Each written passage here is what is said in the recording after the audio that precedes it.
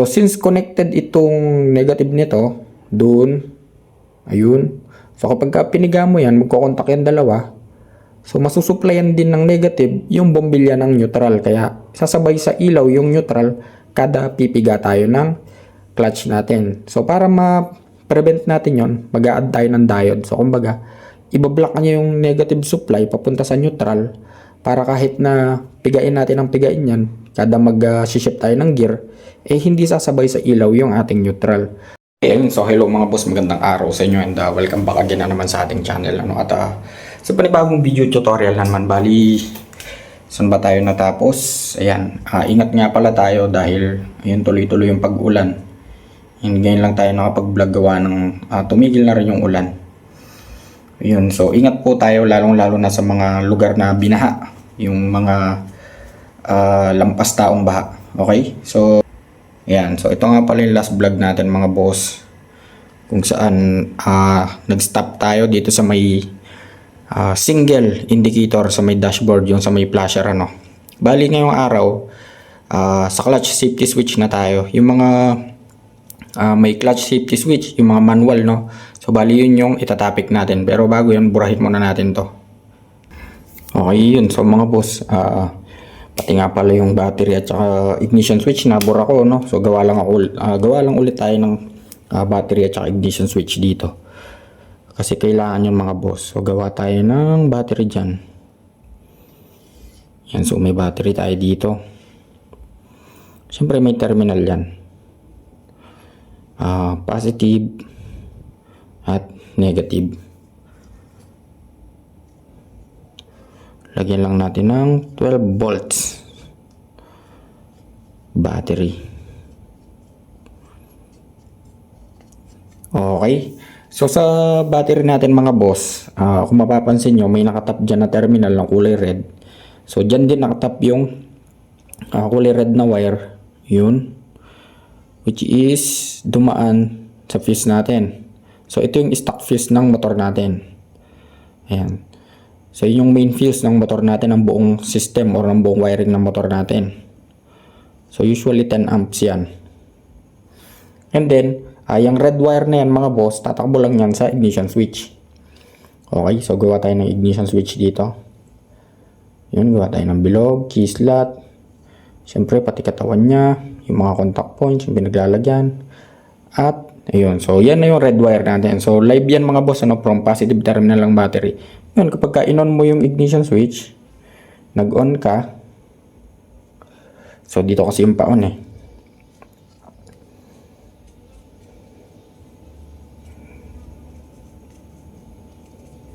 Ayan, so ignition switch. Ang output nitong red wire na to mga boss is yung accessories wire natin na tinatawag. Ayan. So dito sa accessory wire mga boss, napakaraming sinusuplayan nito no. Konektado dyan yung headlight, brake light, tail light, busina at napakarami pang iba. Ngayon kung 2 wires yung ignition switch nyo mga boss, for example Suzuki Smash, so ganyan yung function nya or yung way nya. Same lang din ng Mio Sporty, basta 2 wires yung ignition switch. So bali dito sa accessory wire, nagkakaiba lang ng color coding kasi nga depende sa brand yan ano. Hindi lahat pare-parehas ng color coding accessory wire. Pero itong positive wire na to na galing sa may battery natin, always red wire yan. So dito lang nagkakaiba. Ngayon kung 4 wires naman yung ignition switch nyo, wala kayong gagawin dun sa dalawa kasi hindi naman kasali yun sa wawiringan natin or sa tutorial natin. Pero kung gusto nyong malaman, for example may isa pang wire dito, yung isa ay black na may stripes na white, BW. So pupunta lang naman ito sa CDI. So yan yung kill switch ng CDI natin. Okay, CDI. And then yung isa, green naman to. So ito yung negative ng susian natin. So pwedeng konektado na yan dito sa may negative wire, sa may negative terminal ng battery natin. So ganun lang yung function niya mga boss. Since wala tayong gagalawin yan, dito tayo magpupok sa accessories wire. Okay, so since clutch safety switch yung tutorial natin mga boss, so gawa tayo ng starter switch. Okay, so gawan muna natin ng diagram yung starting system natin. So ito nga pala yung ating starter motor. Saan ba natin nilalagay? So dito na lang para malapit. O kaya dito. So ito yung ating starter motor.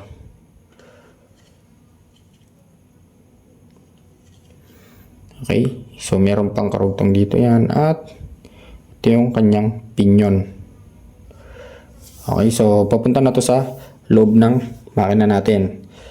Ngayon mga boss, kung wala kayong mapansin na negative wire dyan, so ibig sabihin nakatap na yan sa chassis, sa body ng motor, yun na yung pinaka-negative niya. So naka-body ground na siya. So ang hanapin nyo na lang dyan is yung positive wire, yung kulay red na wire. Ngayon mapapansin nyo yung red wire na yan mga boss, napakataba niyan. Okay? Pupunta na yan dito sa may battery natin. Okay? Yun. So imagine yan, tumagos dyan. Pero before sila tagpo mga boss, dadaan muna yan sa starter relay natin. Okay, so meron tayong starter relay dito. Bilog. Ayan, usually ganyan yung itsura niyan. Cylindrical yung itsura niyan. Pagkatapos may dalawang tornilyohan yan. Ayan, so kung di ako nagkakamali, 10mm. Ngayon, before magdikit tong dalawa na to mga boss, so dito muna siya magko-connect. Yung isang wire na galing sa positive ng battery, which is dumaan sa ilalim, ko-connect dito sa kabila. So positive yan. Ngayon, same lang din dito sa kabila. Ko-connect lang sa kabilang tornilyo, positive pa rin yan. Okay, so from positive terminal ng battery, dumaan sa starter relay, tumagos, nirelay yung current, at boom. So magka-crank na. Pero para ma-trigger ito mga boss, kailangan nyo ma-supplyan ng positive at negative. So meron tayong dalawang wire dyan. Okay? Yun, hindi pa nga pantay. So may dalawang wire tayo dyan. Isang positive at isang negative. Okay? So ito na yung mga wires ng trigger natin. So usually ang color nito mga to, tulad yan ang sinabi ko mga boss, nag-iiba yung color coding yan depende sa brand. So since maraming Honda at saka China na same color coding, yun na yung gagamitin natin. So itong kulay ng positive na to mga boss, itong mga wires na to, yung isa dyan ay yellow at yung isa ay green. Okay? So yung yellow na may stripes na red, yun yung positive. And yung green, yun yung negative. Okay? So dito na ngayon papasok yung push start switch natin. So balik tayo dito sa accessory wire mga boss. Ayan. And then, may push start tayo dito. Ayan. So, may kidlat na logo yan. Mabilog. So, hindi ko na ginamit yung symbol ng push start, no? So, yan na yung ginamit ko. Okay. So, nakakuha na siya ng supply dito sa may accessory wire natin, which is positive din. So, ang kabilang wire niyan, tatakbo lang dito. Yun. So, may supply na yung starter relay natin. Negative na lang ang kailangan. Dito sa negative na to, mga boss, okay, for example, ito, naka-chassis na siya. So, pwede na nating i-connect yan doon. Okay? So, naka-negative na siya. Aandar na siya. Or, pwede rin itong tumakbo dito sa may battery. Ayan, basta kahit isang source ng negative. Ayan, pwede rin yan. Okay, so, since meron tayong clutch safety switch, may iba yung wiring ng negative natin. So, tatanggalin natin yan. Okay, so wala nang connection yan. Yun. Bali, ang mangyayari dito mga boss, ayan, so kanina direkta siya sa negative, makakapag-push start na tayo. May start na yung motor natin or yung starter motor natin, makakapag-crank na tayo. So ngayon, since clutch safety switch nga, magdo-drawing tayo dito ng clutch. So since kaliwa yung clutch natin, ito yung clutch natin. So imagine, ito yung clutch. Ayan. Ayan siya. Pagkatapos, syempre meron tayong handle grip dito. So dito naman sa part na to mga boss, meron tayong micro switch. Okay? So may dalawang wire yung micro switch na yan. Katulad lang din ng sa brake light switch. Okay? So since clutch safety switch nga, so yung isang wire nitong micro switch natin, i-connect na natin dito sa may negative wire ng starter relay natin, which is itong green. Ngayon yung isang wire naman, yan na yung tatakbo dito sa may negative. Okay, so nuggets nyo ba mga boss? So kumbaga nilagyan lang natin ng switch yung negative nitong starter relay. So kumbaga dalawa na yung switch niya. Isa sa may positive side at saka isa sa negative side. So dito naman papasok yung gear indicators natin or yung neutral indicator natin mga boss sa mga manual ano. So gawa tayo ng neutral indicator dito. So ang itsura niyan ay ganito. Yan. So nakadikit yan sa may malapit sa may sprocket na maliit mga boss. Kung mapapansin nyo, andun yan sa ibabaw. Tapos may mga wires yan. Bali yung wires nito, for example, kung TMX 125 yung motor nyo, bali 6 siya. Okay, so isang neutral. Sabihin na natin ito yung neutral. Isang primera, segunda, tercera, kwarta, at saka quinta. Okay, so lahat ng wire na yan mga boss ay kulay green. So negative lahat yan. Ngayon, kung wala man kayo makitang wire dyan na negative, ibig sabihin, body ground na rin siya. So meaning to say, nakakontak na rin siya sa may chassis ng motor, kaya wala na siyang wire. Pero may supply na siya ng negative. So yun na yung pinaka-supply niya, yung negative. Pero nilagyan ko lang ng wire para mas malinaw. Okay mga boss? And then, for example, itong neutral, itong letter N, may bulb na yan, ano? So yan na yung mga indicators natin sa dashboard. Umiilaw na yan. So may mga bombilya na yan. So since negative itong chassis natin, ito may mga contact points yan. So naka-negative na yan, naka-negative na siya, nakakapit na siya sa chassis. So kailangan niya na lang ngayon ng positive. So doon papasok yung ating accessory wire. Okay? So bawat isa dyan mga boss, kukuha ng supply sa may accessory wire. For example, dinugtungan natin to, kaya ako nga nilagyan ng arrow to para kahit saan siya mapunta, no? So for example, ayan, dinugtungan natin, hinabaan natin yung accessory wire, tinawid natin dito. So dito na siya kukuha ng positive side ngayon. Yung neutral, ayun, kukuha ng positive sa accessory wire. Yung primera, kukuha rin ng positive side, positive sa accessory wire. Ganun din sa segunda, tercera, kwarta, at saka sa quinta. Okay, so imagine natin mga boss, yung mga numbers na yan, yung neutral na yan, 1, 2, 3, 4, 5. Yan yung mga bombilya natin. Okay? Inuulit ko mga boss, ano? So itong gear sensor natin or gear indicator natin, automatically naka-ground na yan kapag ka naka-tap sa chassis, kapag ka wala kayong nakitang wire. So automatically yun na yung pinaka-negative niya. And then yung positive, yun nga, kumuha tayo sa accessory wire. Kaya kapag ka nag-primera tayo, so iilaw na agad kapag ka nakasusi yung ignition switch.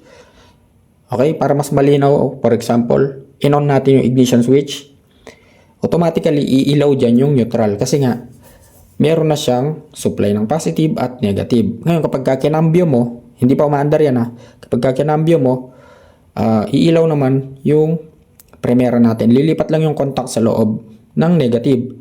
Mawawala ng supply ng negative itong neutral, malilipat naman sa primera yung negative na supply niya.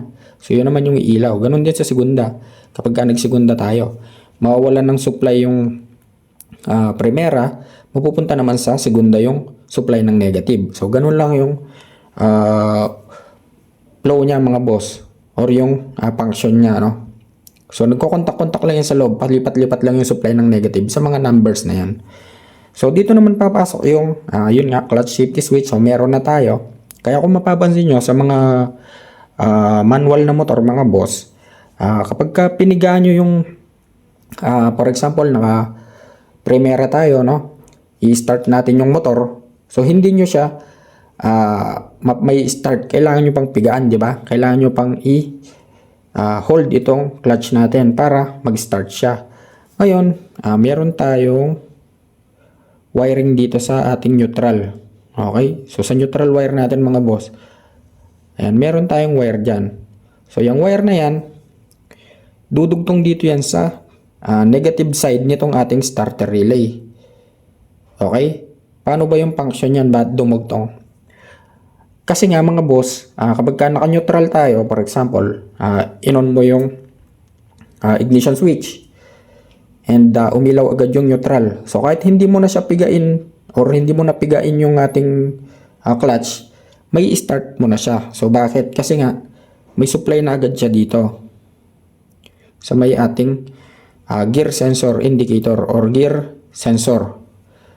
Okay, ayun, itong wire niya, yan yung negative. Ayun. So tulad nga ng kanina mga boss, kaninang wala pa yung or hindi pa natin in-add yung clutch safety switch. So ganun lang din yung magiging function niya hanggat naka-engage sa neutral yung ating gear. Okay? Ngayon, kapag lumipat naman tayo sa primera, mawawala ng supply itong ating wire papuntang starter relay. From neutral to starter relay, mawawalan siya ng supply. Kailangan mo siyang pigain para may start mo. Nagigets nyo ba mga boss? So ganun din sa segunda. Okay, yun. So nagets nyo ba yung twist dito mga boss? So meron na siyang clutch safety switch at pagkatapos ikinonect pa nila yung neutral indicator. Para nga naman kapag naka-neutral na yung motor, hindi mo na kailangan pigain yung clutch safety switch natin. Ngayon pagka naka-primera, so kailangan mo siyang pigain kasi nga wala nang connection yung negative nitong neutral. So dito papasok yung diode natin mga boss. So meron pang diode dyan. Ayun, nawala na ng punasan lang natin.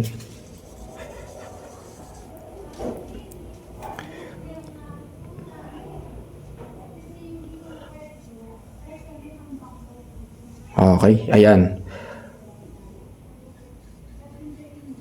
Okay, so meron tayong diode dito mga boss. Para saan ba yung diode? So yung diode, ayan, ganyan yung itsura niyan. So black siya lahat dito. Pagkatapos meron siyang open space na kulay silver. Ayun, so doon siya nakaharap. Okay? Ano bang purpose nito? Bakit mayroon tayong diode? So yung diode kasi mga boss, binablock niya yung supply ng negative para hindi umilaw yung neutral kada magpiga tayo ng clutch. For example, umaarangkada na tayo, naka-primera na tayo. So papasok tayo ng segunda, syempre pipigain mo yung clutch. Bali ang mangyayari, masusuplayan ng negative itong ilaw natin. For example, naka-primera tayo, umaandar tayo, papasok tayo ng segunda. So since connected itong negative nito doon, ayun. So kapag piniga mo yan, magkokontak yung dalawa. So masusuplayan din ng negative yung bombilya ng neutral. Kaya sasabay sa ilaw yung neutral kada pipiga tayo ng clutch natin. So para ma-prevent natin yon, mag-a-add tayo ng diode. So kumbaga, ibablock niya yung negative supply papunta sa neutral para kahit na pigain natin ang pigain yan, kada mag-shift tayo ng gear, hindi sasabay sa ilaw yung ating neutral. So bali ganun lang kasimple mga boss, ano? And yun, so kapag hindi nyo ganong naintindihan, ulitin nyo lang ng panonood, ulitin nyo lang panoorin at magigets nyo rin. So yun, so bali hanggang dito na lang at sana may natutunan kayo. At kung nagustuhan nyo ang video na to, so please like, share, and subscribe.